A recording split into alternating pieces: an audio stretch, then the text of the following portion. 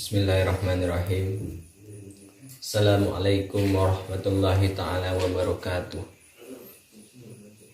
Perkenalkan, nama saya Doni Saputra, mahasiswa IAIN Syekh Abdurrahman Siddiq Bangka Belitung, jurusan Psikologi Islam, Fakultas Dakwah dan Komunikasi Islam.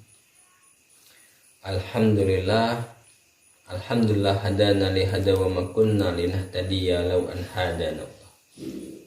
Assalatu wassalamu ala Rasulillah Muhammad ibni Abdillah wa ala alihi wa sahbihi wa mawala. Amma.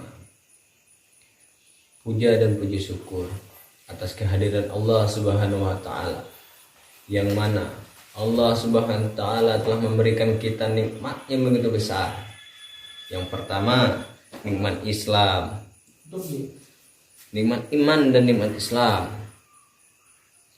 Apabila nikmat iman dan nikmat Islam itu dicabut oleh Allah Subhanahu wa taala, maka tak ada satu pun yang bisa mengembalikan nikmat itu sendiri. Na'udzubillah, summa na'udzubillah.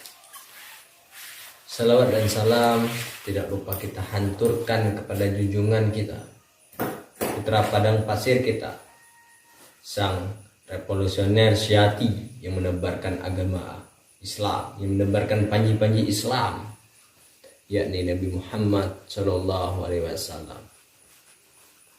Yang mana Nabi Muhammad Shallallahu Alaihi Wasallam telah membawakan kita dari zamannya jahiliyah menuju zamannya Islamiyah,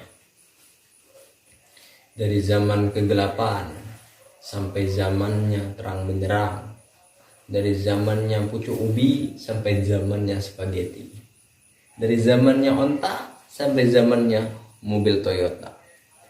Yang terpenting, Nabi Muhammad adalah penghulu seluruh umat Islam. Subhanallah, saya akan membahas tentang jarimah takzir. Ada pengertian takzir, ada macam-macam jarimah takzir, dan juga ada macam-macam sanksi takzir. Yang pertama, pengertian takzir. Takzir ini berasal dari kata azara, yang berarti al-man'u waradda. Arti al-man'u waradda ini menolak atau mencegah. Takzir juga diartikan dengan adabah, artinya mendidik, yang mana telah dikemukakan oleh Abdul Qadir bahwa takzir ini untuk mencegah seseorang melakukan suatu perbuatan maksiat. Dan yang didefinisikan dengan mendidik tadi, untuk mendidik seseorang dan mencegah suatu perbuatan maksiat tadi, tidak jauh dengan mencegah tadi dengan adabah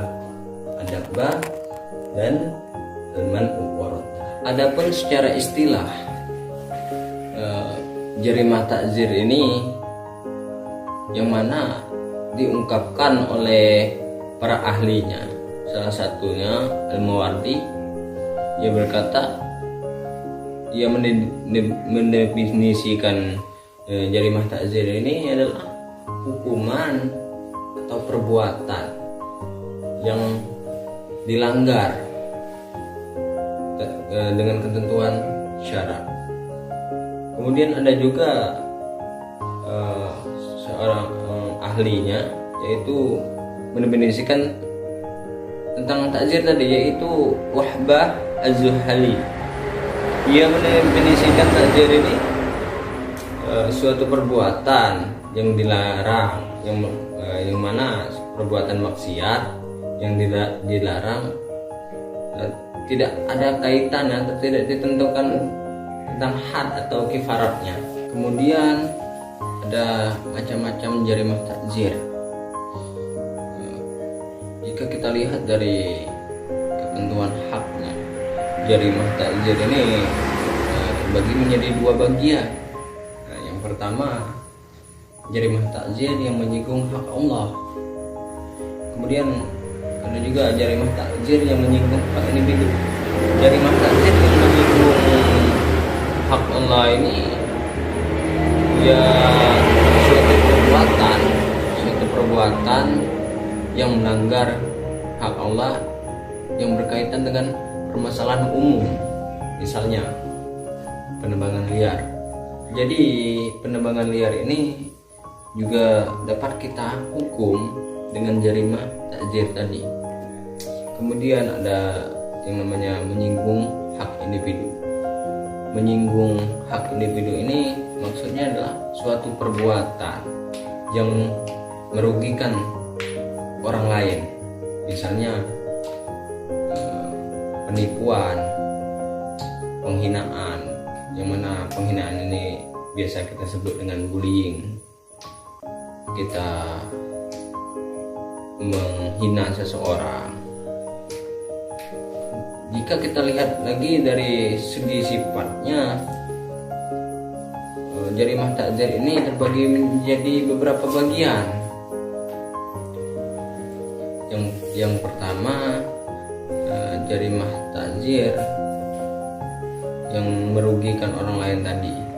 Kalau kita lihat dari segi sifatnya tadi, ada juga yang yaitu takzir karena melakukan suatu perbuatan yang maksiat, dan juga ada takzir karena melakukan perbuatan yang bisa membahayakan kepentingan umum. Kemudian ada takzir karena melakukan suatu pelanggaran. Kemudian ada juga pembahasan tentang macam-macam sanksinya. Sanksi takzir tadi maksudnya.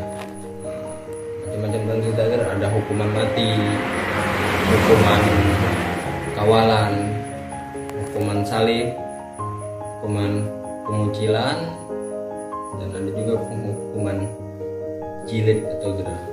Hukuman mati ini maksudnya pada umumnya hukuman mati ini tidak diperbolehkan dalam Islam. Itu hukuman pemotongan, penghilangan nyawa. Tetapi sebagian fuqaha membolehkan apabila kepentingan umum menghendakinya.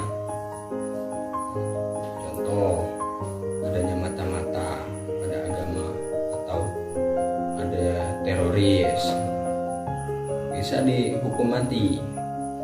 Kemudian langsung ke hukum jilid atau derah. Hukum jilid ini juga boleh dilakukan pada jarimah takzir untuk menghukum seseorang yang melakukan suatu perbuatan maksiat tadi. Tetapi hukum jilidnya tidak boleh di atas 10 kali cambukan. Kemudian ada hukum kawalan atau penjara. Biasa kita lapor ke kantor polisi, kemudian diselidiki polisi, pasti ujungnya penjara. Kemudian ada yang namanya hukum salib.